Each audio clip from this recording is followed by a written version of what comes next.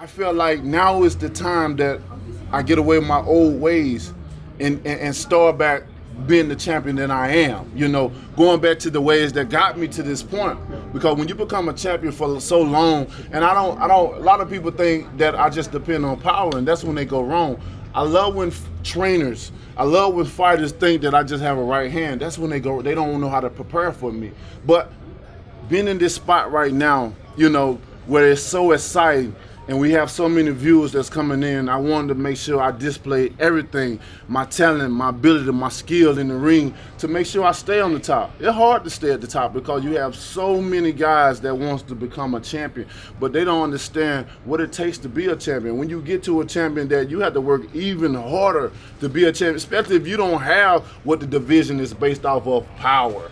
If you don't have the size, and I think I'm a myth buster when this comes to the heavyweight division because nor do I have the size. I don't have the big frame like they look, but I still seem to knock all these guys out and at least put them on the canvas, and I don't have the biggest legs, and my power generates from somewhere, from the ancestries. When I come in the ring, I ain't fighting by myself, I'm fighting with someone else in there with me, and my passion for this sport, the things that I say, it's all about the passion that I display, and that's what makes me who I am. Nothing is made up. I don't have no publicists running around and say, you should say this, you should say that. Sometimes I make up my own words at times because I'm passionate about what I say, and it just comes out of me like that, and I want people, I'm authentic about what I do and what I say, and that's what brings the realness out of me. And I think a lot of people, even if they ain't like me, it's like I'm coming on to them. It's like damn, I got something I ain't like you before, and when I like honesty, but it's just like now, it's just something about you, just that realness about you, and people understand bullshit. I gotta say it. People understand bullshit when they see it. But when you get somebody that's real with you, no matter what they say, you can feel it. And when you can feel it, you want to become a part of that, because you like, man, no matter what he says, no matter what he do, this guy give it to me real, and I can accept someone that's real with me. Now you get a lot of people that get in your face and two-face, as we call it, and then when they get behind closed doors, they say one thing, but with me, you're gonna get it real, and I can respect a man that's be real with me in front of my face, and I can get the sense of how he feeling. I'm an energy person, and I go off of energy, I go off of vibe, and when they come real, that's how I approach me. I can accept that when you come real, and that's what I display amongst everybody, not only just my team, my brotherhood that I have, but everybody is part of boxing. I'm just real, and I come real. I ain't no better than nobody else, even in this room. I just want to let you know I am the heavyweight champion of the world, but at the end of the day, I'm Deontay Wilder. What do you make of Tyson Fury choosing the ESPN deal and having a few whatever fights and then going to your fight? Do you not identify with them, but do you give him a pass for that, or do you feel that that's not worthy of his position to go ahead and do that? I mean, I understand as a fighter.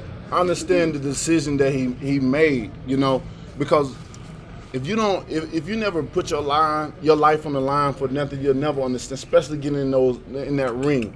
When that bell say ding and you got your opponent across from you and he's trying to bring the pain just as well as you trying to bring to him, it can become a scary feeling. You don't know what's gonna happen, because the head is not meant to be hit in the first place. Any doctor will tell you the head is not meant to be hit, especially guys getting knocked out over and over again. A doctor will tell you that it's not good for you to continue to do that, because one punch away, something can happen. So with Fury, I gave him a concussion in that fight.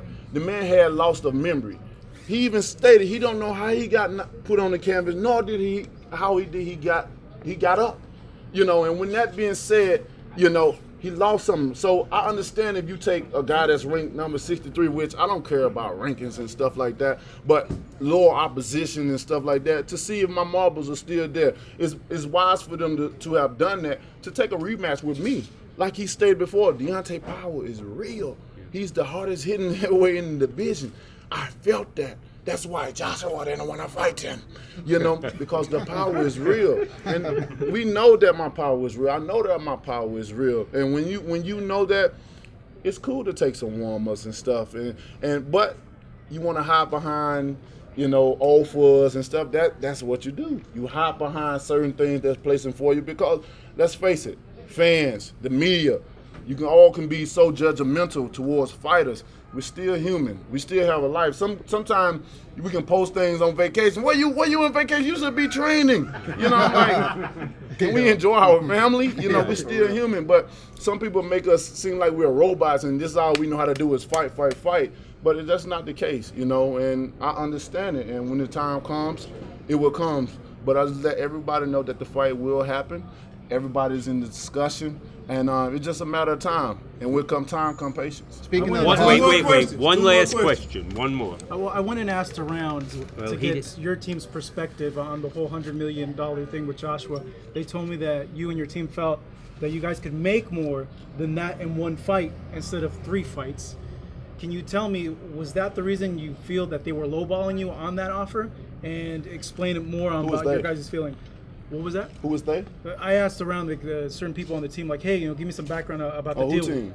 On your team. As to like what was going on, what was really offered, what was really guaranteed, because we're hearing one side, so I wanted to hear on both sides. So now I'm asking you, was that the feeling that you felt that was kind of like a lowball offer for 3 fights when you guys felt that you could make a little bit more? We know the magnitude of the fight. So you think like in one fight you can make 100 Most definitely. You know, like I said, the heavyweight division is so exciting now. The money is so huge in the sport right now. You know, the people, it's one thing to watch a fight and understand fighters and, you know, what they're capable of doing, but the whole business side is a whole another side, which it takes, you know, that's why I appreciate Shelly and my team to try to explain to me certain things, because sometimes it get complicated for me to even explain. They've been in it for over 30 years. I got guys here, Shelly and Al, been in combined together over 60 years.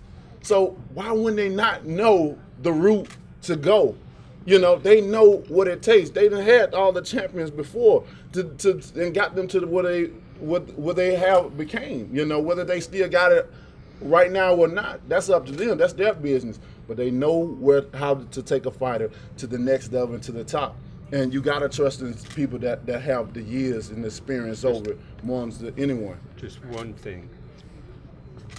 8 months ago, they offered 10 million. Then they offered 15. Then they offered 20. Now they came back with 40. Deontay's only getting bigger, so you can imagine what it's going to be when they do fight. Will he definitely be, once he wins his fight, will he definitely be the A side? You know? That's for you to judge and write about. Are you afraid that Anthony Joshua can get clipped and ruin the money? That could happen at any time, but you know what? That fight's so big it won't matter. Okay. Can you speak to the importance of taking part in the No, we're going. We're going. It was the last Guys, thank you so much. Let me get one more. What you said? Speak to the importance of taking part in the Ali documentary. Man, Ali is one of my idols. You know, before I got into boxing after the Olympics, you know, Shelly gave me a VHS tapes of Ali 1 through 12 about how he became from Cassius Clay to Muhammad Ali, and I just love everything Muhammad Ali stood for, what he represented. You know, the passion that he had for the sport, how he you know, talked about our people, how he came and did the certain things. You know, he fought for the greater good. You know, he was passionate about it, and that right there, you know, it brought some type of bond to me with him. And when I won my title, I won it on his birthday, so I felt like the torch was passed to me. And for those reasons, man, he'll always be my idol. And like I said, the drum will always beat in my heart. Boombaye, Ali. Boombaye, Ali. Boombaye, Ali. Thank you guys so much for coming, and I hope you guys enjoy the apparel. Let's go, champ. Thank you, Deontay. We're going to be